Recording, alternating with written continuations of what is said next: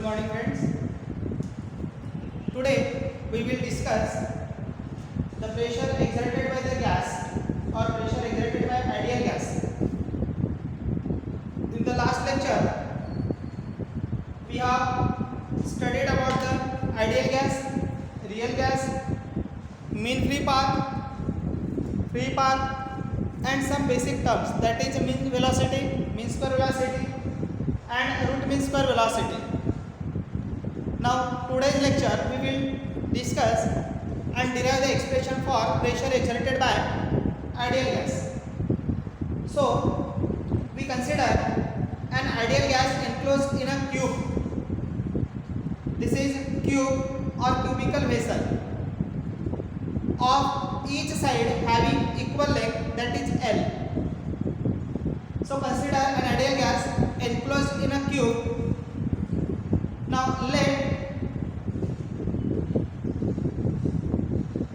L be the length of each side of cube, N be the total number of molecules of gas in a cube, M be the mass of each molecule, N be the molecules, M be the mass of each molecule, then Nm is equal to capital M is equal to total mass, A is equal to L square is equal to area of each face or each side of tube, V is equal to A into L is equal to volume of gas, rho is equal to M upon V is equal to density of gas,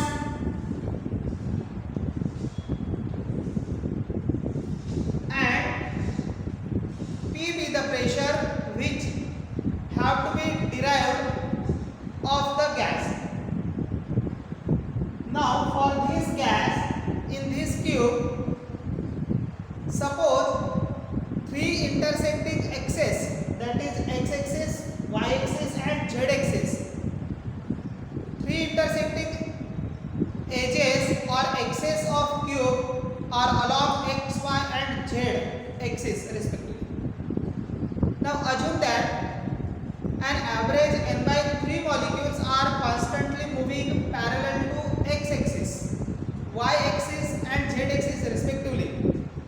Means this cube consists of the n molecules. There are 3 edges of this cube. Now average, in an average, n by 3 molecules will travel along each axis. Means total molecules are n. Then out of n molecules, n by 3 molecules will travel along the x-axis, that is toward the surface S. N by 3 molecules will travel along the y-axis, and n by 3 molecule will travel along the z-axis. Means average n by 3 molecules are constantly moving parallel to each axis, that is x-axis, y-axis and z-axis respectively. Now let C1, C2 up to Cn by 3 be the velocities of n by 3 molecules along the positive direction of x-axis. Means C1 is the velocity of first molecule, C2 is the velocity of second molecule, average Cn by 3 be the velocity of n by 3 molecules along the positive direction of x-axis. Now we consider a single molecule. Now consider a single molecule with velocity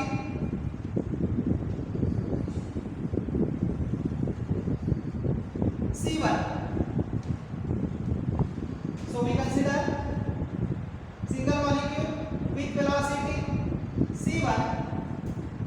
and mass of that molecule is m, which is moving along the positive direction of x-axis, and it will reach to the surface S.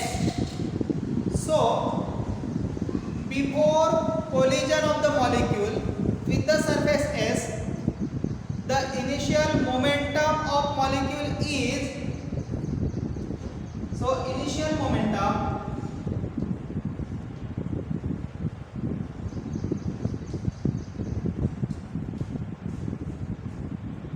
before collision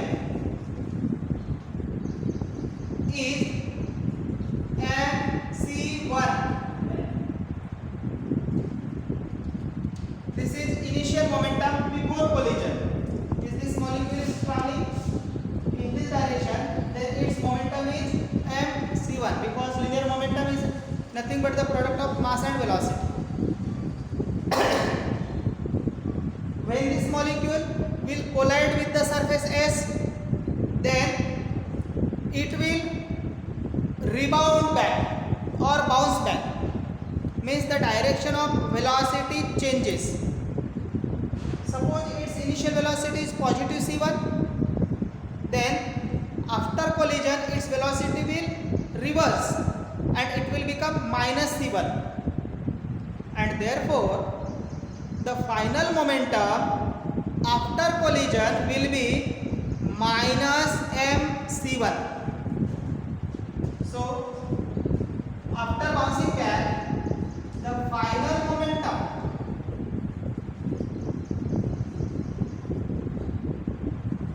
after collision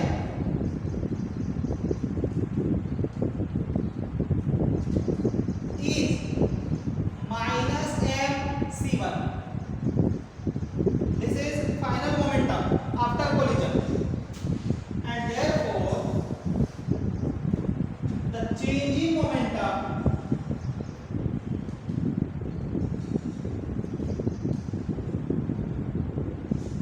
delta p is equal to final momentum minus initial momentum. Therefore delta p is equal to minus mc1 minus mc1. Therefore delta p is equal to minus twice mc1. This is changing momentum of the molecules before collision and after collision. Now, as the molecule is, or as the collision is perfectly elastic, it means that this molecule exerts the momentum on the wall of the cube. Therefore, the changing momentum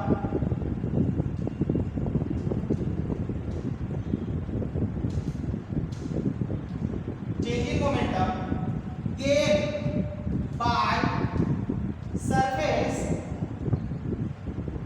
S is plus twice mc1. This is the changing momentum gained by the surface. Now we have to find the time for this collision. So the distance covered by the molecule between two successive collision is a twice L, because the length of the cube is L, means distance between the two opposite faces of the cube is L. As the molecule start from left surface and reach to the right surface, it means that it travels a distance L. It collide with the right surface and then rebound back and again reach to the original position, means it travel a distance L. It means that the total distance traveled by the molecule between two successive collision is a twice L, and let T be the time for this successive collision and c1 be the speed of the molecule. Then we can derive for time. Now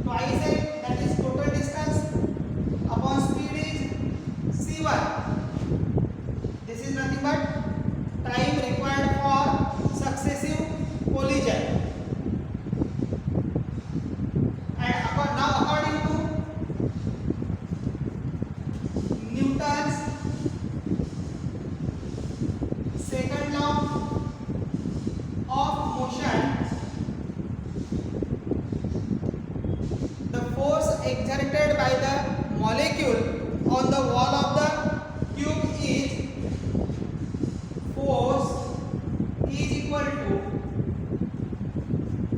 change in momentum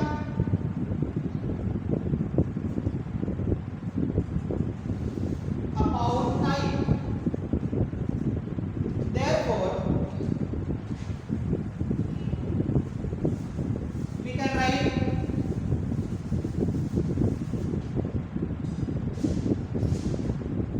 for first molecule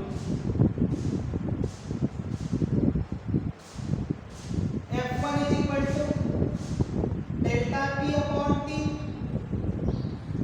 is equal to twice m C1 upon twice L by C1 is equal to m C1 square by L. This is the force acting on surface of the cube by the first molecule.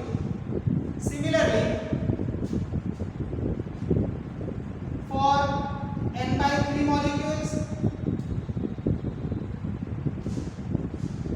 F2 is equal to m C2 square upon L m means f n by 3 is equal to m C n by 3 square upon L, and this is the force acting on the molecules by n by 3 molecules. Therefore, total force acting on the surface by n by 3 molecules. Therefore, total force by n by 3 molecules is F is equal to F1 plus F2 plus F n by 3. Therefore, F is equal to m C1 square by L plus m C2 square by L plus m C n by 3 square by L. This can be written as F is equal to m by L C1 square plus C2 square plus C n by 3 square. This is the final force or total force acting on the surface S. Now, by definition of mean square velocity,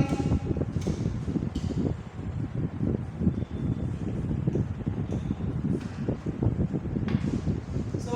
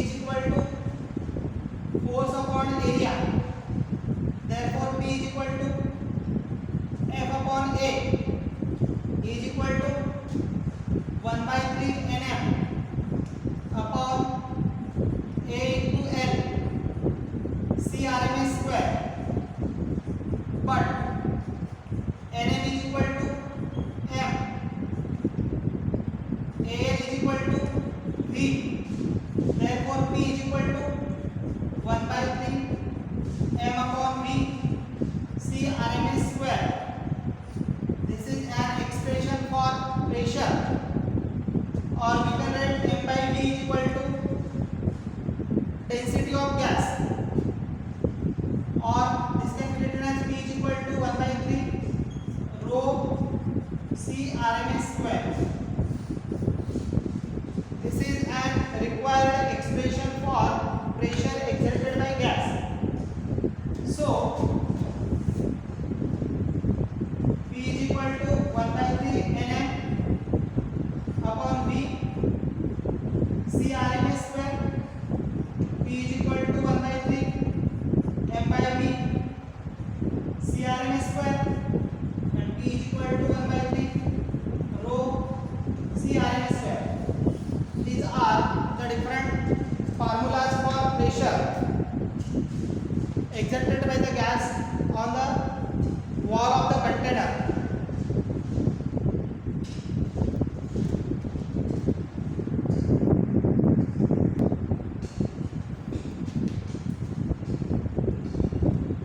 Now we see root mean square speed, that is RMS speed or RMS velocity, or we have to show that root mean square speed is directly proportional to square root of the absolute temperature, and we will prove here. So using pressure of gas, that is P is equal to 1 by 3 Nm C square upon V. PV is equal to 1 by 3 Nm C RMS square upon V. Therefore PV is equal to, or 3PV is equal to Nm C RMS square. Now using for ideal gas, PV is equal to nRT. Therefore this can be written as 3 nRT is equal to Nm C square. So here we can write C RMS square is equal to 3 nRT upon Nm, but n, this small n, that is number of mole, is equal to n upon Nm, and after putting this value C RMS square is equal to 3 n upon Nm RT upon Nm. Now Nm get cancelled.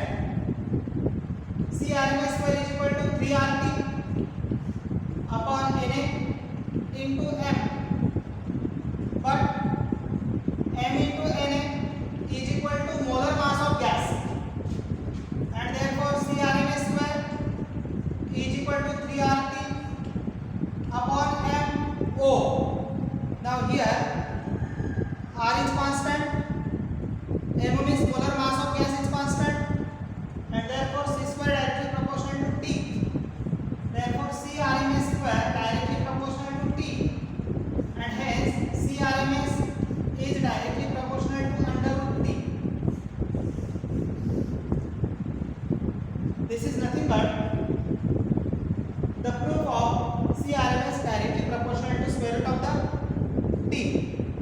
Next we can see the interpretation of temperature in kinetic